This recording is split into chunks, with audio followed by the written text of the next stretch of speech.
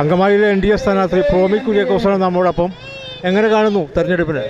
നന്നായിട്ട് കാണുന്നു, പോസിറ്റീവായിട്ടാണ് കാണുന്നത്. ജനങ്ങളുടെ പ്രതികരണം വളരെ പോസിറ്റീവാണ്. ജനങ്ങൾ സത്യത്തിൽ മടുത്തു, ഇവർക്കൊരു മാറ്റം വേണം. അപ്പോൾ നമ്മുടെ ആയാലും നമ്മുടെ മുദ്രാവാക്യമായാലും മാറാത്തത് മാറും എന്നുള്ളതാണ്. സോ ജനങ്ങൾ ഉള്ളിൽ ചിലവർക്ക്, പല ജനങ്ങൾക്ക്, എനിക്ക് തോന്നുന്നു ഒരു ഭൂരിഭാഗം ജനങ്ങൾക്ക് ഇത് പറയാൻ പറ്റണില്ല തുറന്ന്. അവരെന്നോട് പേഴ്സണലി എന്നോട് വിളിച്ച് പറയുന്നുണ്ട്, റോമി ഒരു മാറ്റം വേണം, മടുത്തടാവന്മാരെ കൊണ്ടെന്ന്. ആ മാറ്റത്തിന് അങ്കമാലിയിൽ എന്തൊക്കെ ചെയ്യാൻ സാധിക്കും?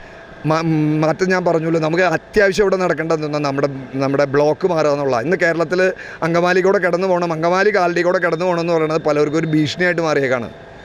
അപ്പോൾ ബ്ലോക്ക് മാറ്റണം, അതിന് ബൈപ്പാസ് വരണം.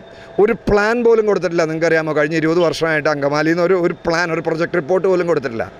അതാണ് ആദ്യം കൊടുക്കേണ്ടത്. എന്നോട് ഞങ്ങളുടെ ചെയർമാൻ സാബു ജേക്കബും നരേന്ദ്രമോദിജിയുമായിട്ട് സംസാരിച്ചതിൻ്റെ വെളിച്ചത്തിൽ എന്നോട് പറഞ്ഞത്, നിങ്ങൾ വൃത്തിയായിട്ടുള്ളൊരു പ്രൊജക്റ്റും അതിൻ്റെ എസ്റ്റിമേഷനും തന്നാൽ നിങ്ങൾക്ക് ബൈപ്പാസ് ഞാൻ അനുവദിക്കുമെന്ന് പുള്ളി വാക്ക് പറഞ്ഞിട്ടുണ്ട്. പിന്നെ ഭക്ഷ്യസുരക്ഷാ മാർക്കറ്റുകൾ ഞാനിപ്പോൾ പറഞ്ഞത്, അവർക്ക് അവിടെ സാധിക്കുമെങ്കിൽ നമ്മുടെ അങ്കമാലി പഞ്ചായത്തിൽ, അങ്കമാലി നിയോജകമണ്ഡലത്തിലെ എല്ലാ പഞ്ചായത്തുകളിലും ഭക്ഷ്യസുരക്ഷാ മാർക്കറ്റുകൾ കൊണ്ടുവരാൻ സാധിക്കും. പിന്നെ നമ്മുടെ സാധാരണ ജനങ്ങൾക്ക്, സാധാരണ ചെറുകിട കച്ചവടക്കാർ, ഇവരുടെയൊക്കെ ബുദ്ധിമുട്ടുകളും മനസ്സിലാക്കി പെരുമാറാൻ പറ്റണമെന്ന്. ഞാനൊരു കച്ചവടക്കാരനാണ്, ഒരു ചെറുകിട കച്ചവടക്കാരനാണ് ഞാൻ.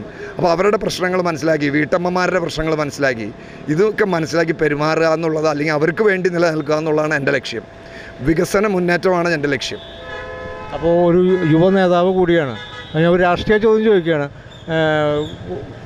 മിക്കയിടത്തും BJP മത്സരിച്ചിടങ്ങളിലാണ് 2020 തവണ മത്സരിക്കുന്നത്. അതൊരു ഡീല് LDFും UDFും ആരോപിച്ചിട്ടുണ്ട്. ഞങ്ങൾ ഡീല്, ഞാൻ നേരത്തെ പറഞ്ഞല്ലോ, ഞങ്ങളുടെ നേതാവ് ഗോപിച്ചേട്ടൻ പറഞ്ഞു, ഞങ്ങൾ ഡീലാണ്.